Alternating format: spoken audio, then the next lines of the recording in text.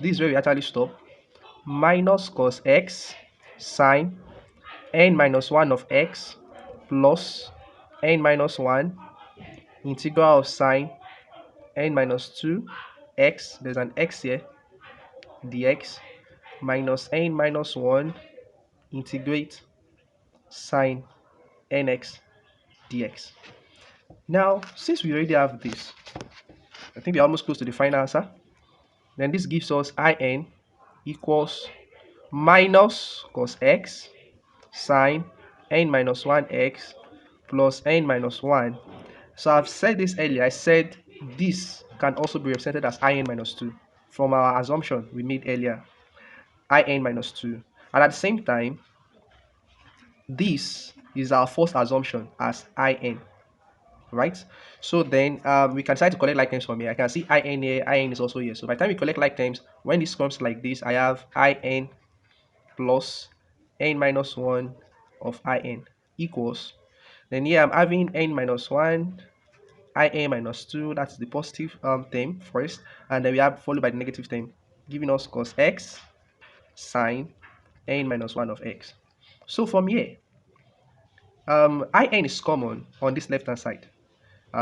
If in is common, so what else do you have? This divide this, I have 1, plus if this in divide this, I have n minus 1 left, right?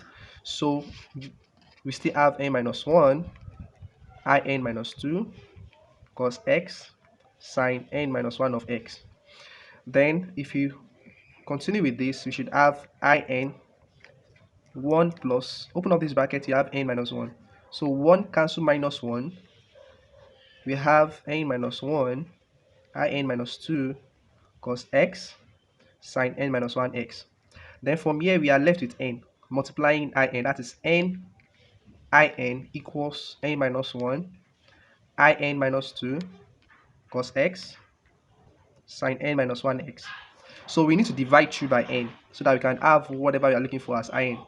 So when you divide through by n, or you multiply both sides by reciprocal of n, then that should be in equals, multiply this by 1 over n and multiply the whole of this by 1 over n. So this cancel this, we have in equals 1 over n times, so we are having n minus 1 of in minus 2 minus cos x sine n minus 1 of x. So the result we have here gives us the reduction formula for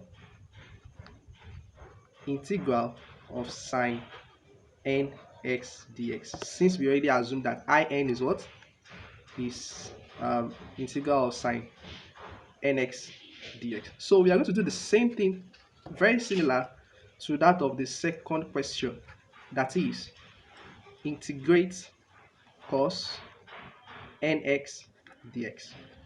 So we can also use the same process and the same steps to solve or to generate the reduction formula for cos nx.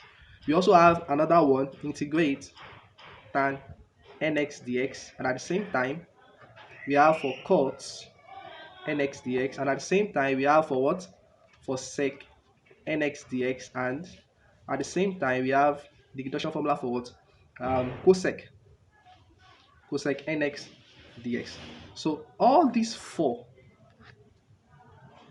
you can also generate the reduction formula for it, but the pattern I used to solve for to generate the reduction formula for sin nx is the same pattern I will use for this, while the pattern for tan nx, the pattern I'm going to use to generate the reduction formula for tan nx is what I will use for this, for all of them, tan nx, cot nx, sec nx, and cosec nx.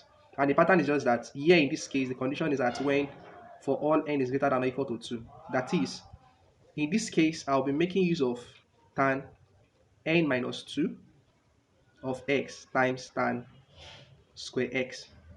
So this is the pattern I'm going to be using for tan nx. This result, when you multiply it, you still have this back. Unlike what I've actually used in this example for sin nx. What I actually used here was, I actually use n minus 1x times sin nx dx. So that's what I use in this case. That is, this condition for when n is greater than or equal to